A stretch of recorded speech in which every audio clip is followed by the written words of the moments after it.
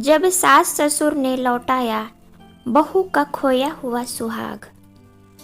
शालिनी चाय की ट्रे लेकर जैसे ही किचन से बाहर निकली, वसुंधरा जी और राकेश की बातें सुनकर उसके पैरों तले जमीन खिसक गए।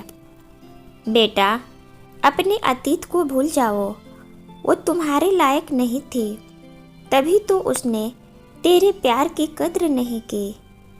शालिनी बहुत ही समझदार लड़की है, अपना लो इसे, यह हमेशा तुम्हें खुश रखेगी।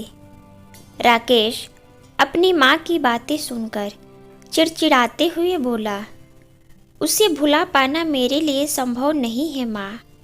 फिर ये शालिनी, न वो रंग, न ही वो रूप और न ही वो सुंदरता, मैं भला कैसे स्वीकार करूँ इसे। इतना कहकर राकेश उठकर बाहर चला गया। शालिनी अपने सास और पति की सारी बातें सुन चाय की ट्रे वहीं पर रख अपने कमरे में दौड़ती हुई चली गई।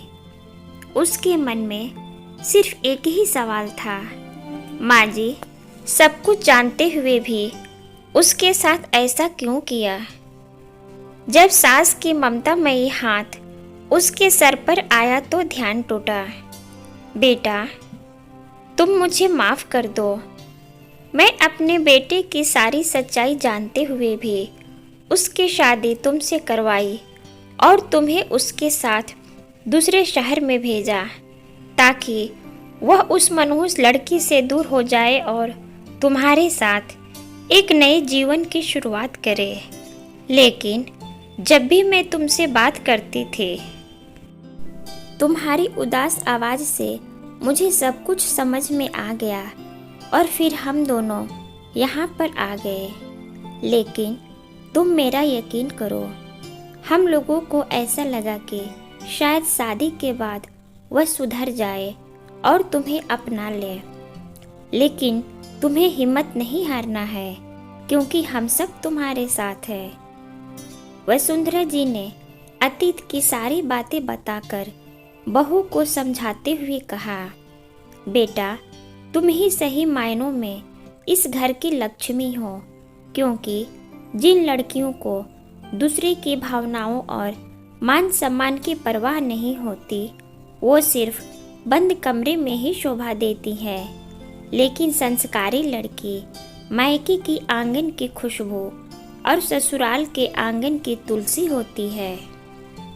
तो अपनी मनमोहक खुशबू से ससुराल और मायका दोनों घरों में अपनी खुशबू बिखेरती है। और फिर तू तो सही मायनों में मेरे घर की लक्ष्मी हो। इतना कहते हुए उन्होंने शालिनी को अपने गले से लगा लिया। शालिनी मध्यम रंग की, देखने में तो साधारण सी लड़की थी, लेकिन उसकी चंचलता, मधुर व्यवहार, चेहरे पर हमेशा रहने वाली मुस्कुराहट उसके व्यक्तित्व को एक अलग ही रंग देती थी। अपने व्यवहार से वह सबके दिलों पर राज करने लगी, सिवाय अपने पति राकेश के। शादी के 1 महीने में ही उसने अपनी एक अभिन्न जगह ससुराल में बना ली थी। घर के सारे सदस्य बहुत प्यार करते थे उससे, लेकिन राकेश चाहकर भी उसे न अपना पाया। शायद उसका अतीत उसे रोक रहा था, लेकिन शालिनी ने भी मन में ठान ली थी कि वह उसे पाकर रहेगी। वह उसके बिना कहे उसके सारे काम पहले ही कर देती थी, चाहे वह उसका नाश्ता हो, टिफ़िन हो, कपड़े हो या फिर घर का कोई भी काम। धीरे धीरे राकेश भी अपनी छोटी छोटी ज़रूरतों के लिए उसके ऊपर निर्भर होते जा रहा था। अब राकेश भी उसकी तरफ खींचता चला जा रहा था, लेकिन शायद उसका अतीत उसे बार बार शालिनी को अपनाने से रोक रहा था। वसुंधरा जी ने भी बेटा बहू को एक करने के ठान ली थी। उन्होंने एक योजना बनाई और बहू को सब कुछ समझाकर उसके मायके भेज दिया। अभी 1 हफ्ते भी नहीं बीते थे कि राकेश को अपनी पत्नी की कमी महसूस होने लगी। वह अनायास ही उसकी तरफ खींचता चला गया था, जिसका एहसास उसके मायके चले जाने के बाद उसे अब होने लगा। राकेश अपने घर में बिना किसी को बताए शालिनी को लेने उसके घर पहुंच गया। अचानक अपने पति राकेश को सामने देख शालिनी की आंखों से आंसू बहने लगे। राकेश ने उससे माफ़ी मांगते हुए उसके आंसू पोंछे और फिर अपने गले से लगा लिया।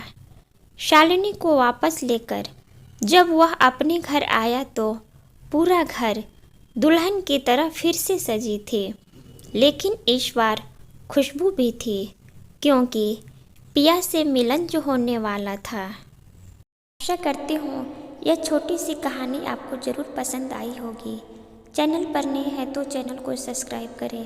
कहानी सुनने के लिए आपका बहुत बहुत धन्यवाद। फिर मिलूँगी एक और नई कहानी के साथ। तब तक के लिए जय हिंद।